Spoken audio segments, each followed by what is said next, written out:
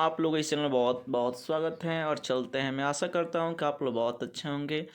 आज की इस खास वीडियो में मैं बताना चाहूँगा कि आज का जो सीरीज चलने वाला है ये सुपर फास्ट सीरीज है जो आपके एग्ज़ाम के लिए मस्ट है। 2022 में जो आपकी एग्ज़ाम पर होने वाले हैं इसके लिए बहुत ही खास है। तो दोस्तों, आपको इंग्लिश नहीं आती है तो समझ लीजिए बहुत बड़ी प्रॉब्लम्स है।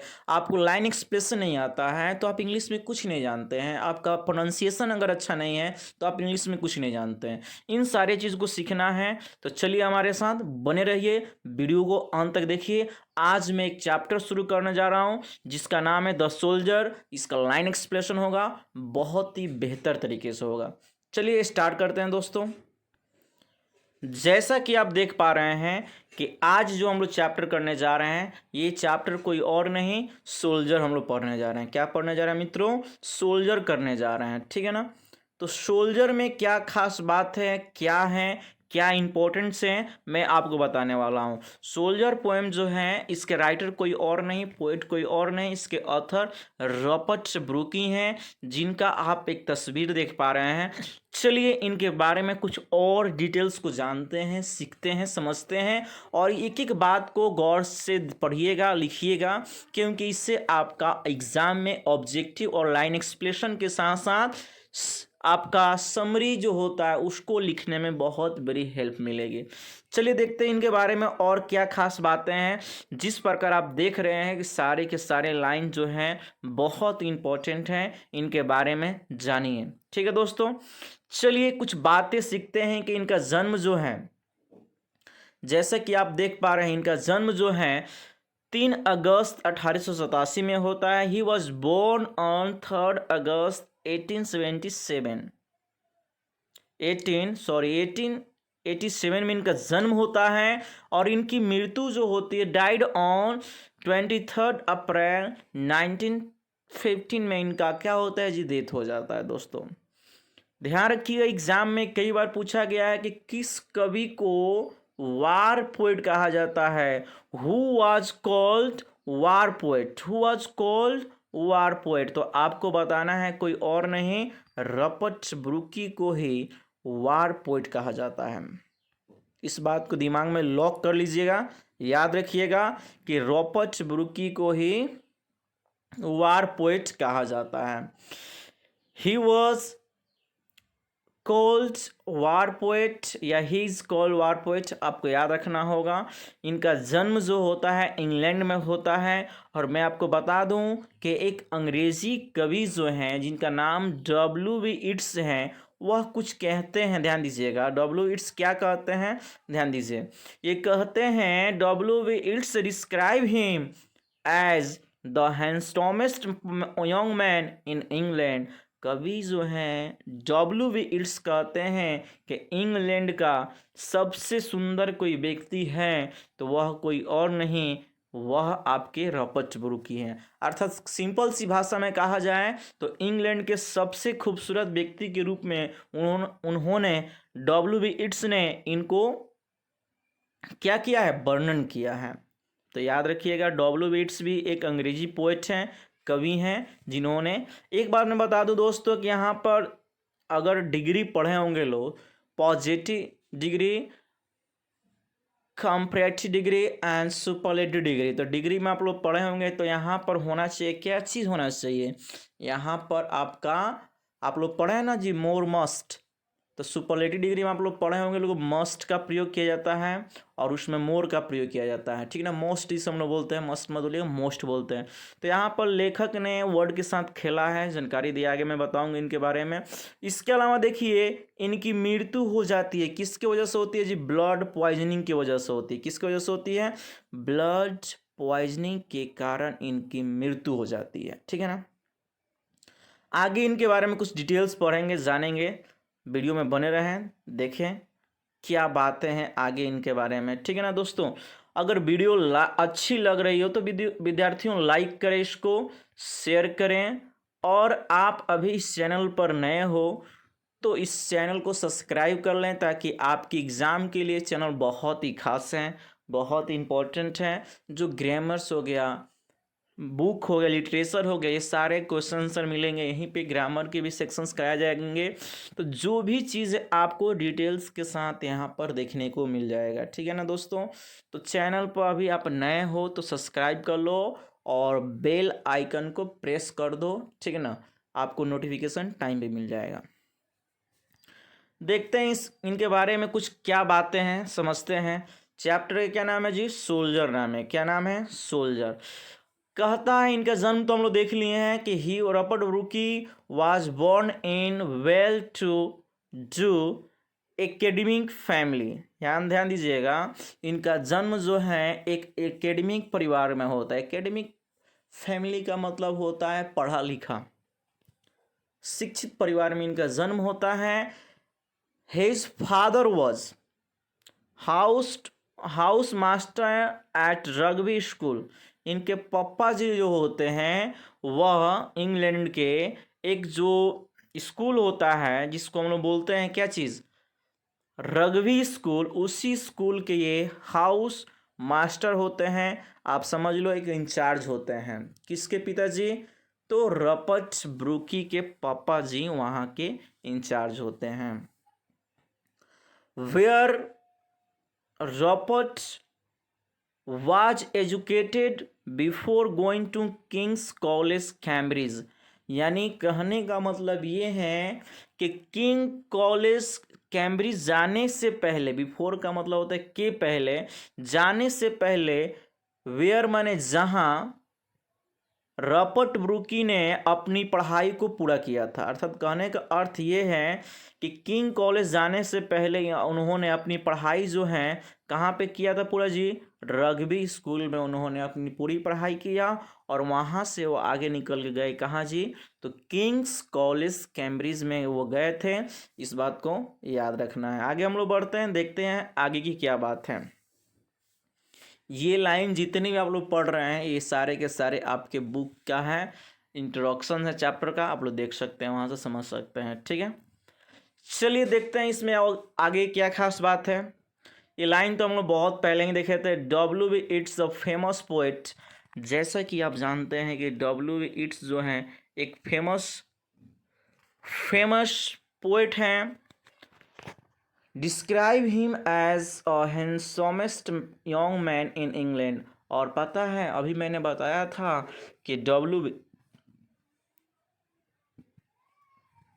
जो इट्स हैं उन्होंने रॉबर्ट ब्रूकी को इंग्लैंड का सबसे सुंदर व्यक्ति के रूप में वर्णन किया है।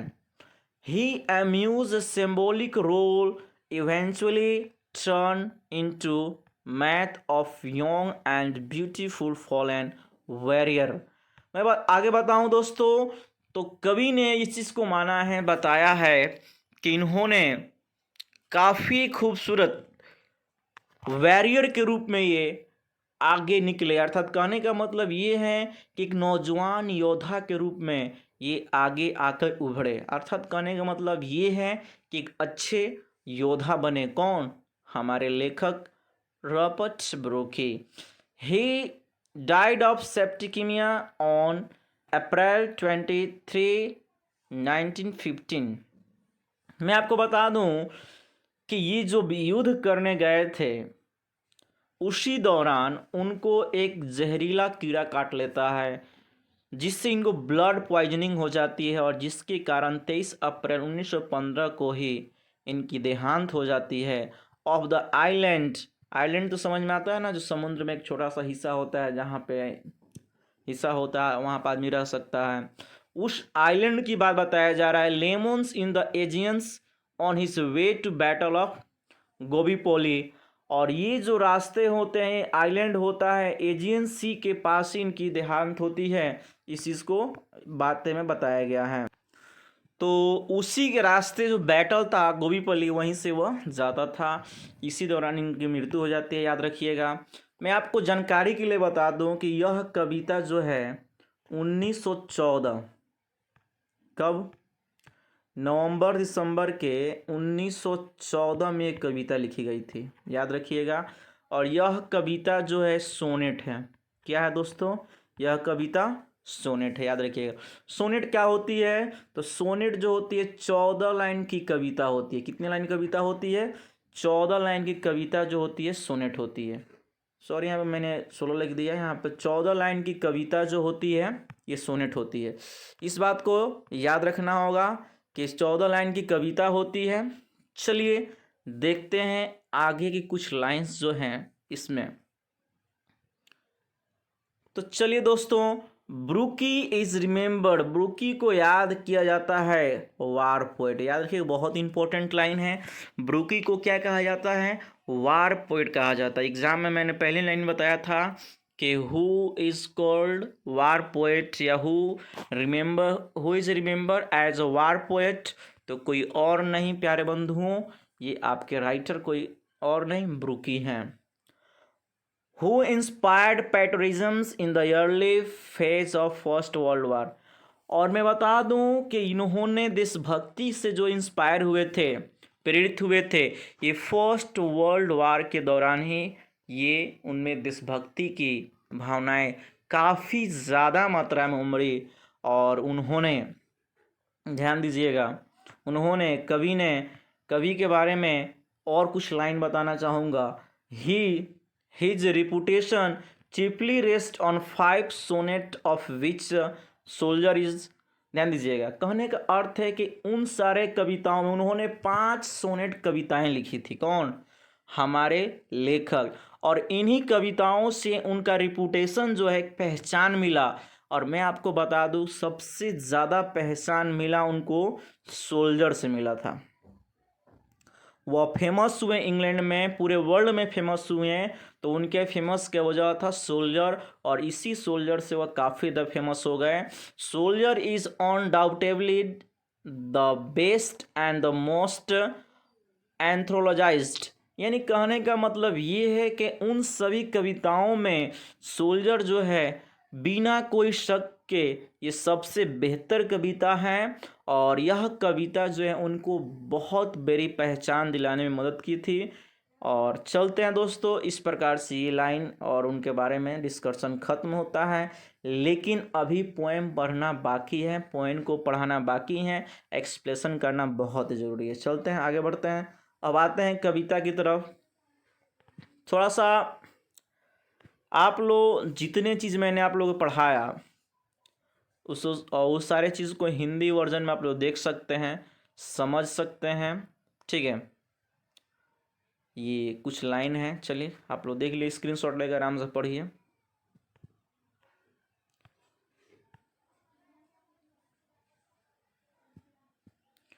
चलिए मैं स्टार्ट करते हैं कविता के कुछ लाइन। मैंने पहले ही बोला था कि सोल्जर क्या है जी? सोनेट है। क्या है? सोनेट है। सोनेट में कितने लाइन्स होते हैं? तो टोटल आपका 14 लाइन होते हैं। और 14 लाइन दो भाग में बढ़ते हैं, 8 लाइन और 6 लाइन में बढ़ता है। याद रखिएगा, 8 लाइन को ऑक्टेव बोलते हैं, 6 लाइन को सेक्सटेट बोलते हैं। ठीक है ना? तो इस चीज़ को हमें याद रखना होगा। चलिए आगे मैं देखता हूँ, मैं बढ़ता हूँ, बहुत सारी चीज़ें आपको देखने को मिलेगी। कवि क्या कहना चाहते हैं कविता में, एकदम डिट्ठो। आप एक एक लाइन पर फोकस कीजिए, आपको गारंटी के साथ है आपको पूरी कविता बेहतर तरीके से समझ में आएगी। If I should I think only this of me, that's there some corner of foreign field, that is for ever England. कवि क्या कहना चाहता है, ध्यान से सुनिएगा मेरी बातों को। कवि क्या कहना चाहते हैं दोस्तों कि इफ आई शुड डाई, यदि मैं मर जाता, think only of this me, that's there someone corner of foreign field, that is for ever England.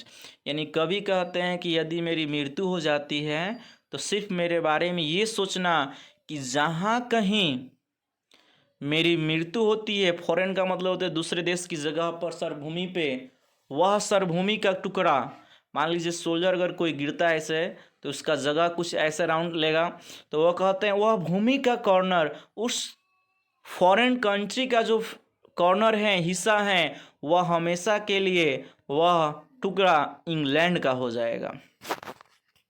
देखिए कवि क्या कहना चाहते हैं दोस्तों, फिर से समझा दूं आपको। कवि कहते हैं कि यदि मेरी मृत्यु हो जाती है तो बस इतना तुम सोचना, इतना कहना कि यदि मेरी मृत्यु किसी भी देश के किसी भी जगह मृत्यु हो जाती है